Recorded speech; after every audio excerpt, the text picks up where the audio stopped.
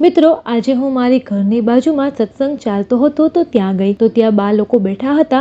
એટલે હું એ લોકોની બાજુમાં જઈને બેઠી તો એ લોકો અંદરો અંદર કઈ વાત કરતા હતા. એટલે મેં પૂછ્યું, તમે લોકો શું વાતો કરો છો? તો એમણે મને કહ્યું કે જો ને, આજના સમયમાં લોકો પોતાના ખાવા પીવા ઉપર ધ્યાન નથી આપતા, જેના કારણે અનેક બીમારીઓ થતી રહે છે. એમાં પણ પેટની બીમારીએ તો હવે ભૂંડા ભોગ લીધા છે. કારણ કે આજના સમયમાં દરેક લોકોને એસિડિટી, ગેસ, કબજિયાત જેવી સમસ્યા રહે છે અને ખાવાનું પણ યોગ્ય રીતે પચતું નથી. તો મેં એમને પૂછ્યું, તો બા, આ માટે આપણે શું કરવું જોઈએ? તો એમણે મને કીધું, કાંઈ નહીં, કે 2-3 વસ્તુ હોય કે આપણે અજમાવાથી આ બધી વસ્તુ દૂર થાય. એટલે મેં કીધું, એકાદી વસ્તુ મને પણ કહો ને. તો એમણે મને કીધી અને એ વસ્તુ હું કરું છું અને છેલ્લા 2 મહિનાથી ટ્રાય કરું છું, તો તે મને ખૂબ જ ગમી. તો એની માટે આપણે શું લેવાનું રહેશે? તો સૌપ્રથમ તો આપણે તેની માટે જીરું, અજમા અને મીઠું લેવાનું રહેશે. ત્યારબાદ આપણે ગેસની ફ્લેમ ઓન કરીશું. ગેસની ફ્લેમ ઓન કર્યા બાદ હવે પહેલા તો તેની પર જીરું નાખીશું. અને જો મિત્રો 2 ચમચી જીરું હોય તો 1 ચમચી અજમો, આ રીતે માપમાં આપણે લેવાનું છે. એટલે 2 ચમચી જેટલું જીરું લીધું અને ત્યારબાદ મેં 1 ચમચી જેટલો અજમો નાખ્યો અને એ બધું ધીમે ધીમે ગેસની ફ્લેમ પર શેકાવા દીધું. જો તમે જોઈ શકો છો વિડીયોમાં, ગેસની ફ્લેમ છે તે એટલી ધીમી રાખવાની, બહુ ફાસ્ટ નહીં કરવાની, કારણ કે બળી જશે તો એનો કોઈ મતલબ નથી. એટલા માટે અને જે પણ આપણે અજમો, જીરું શેકીએ છીએ તેનો કલર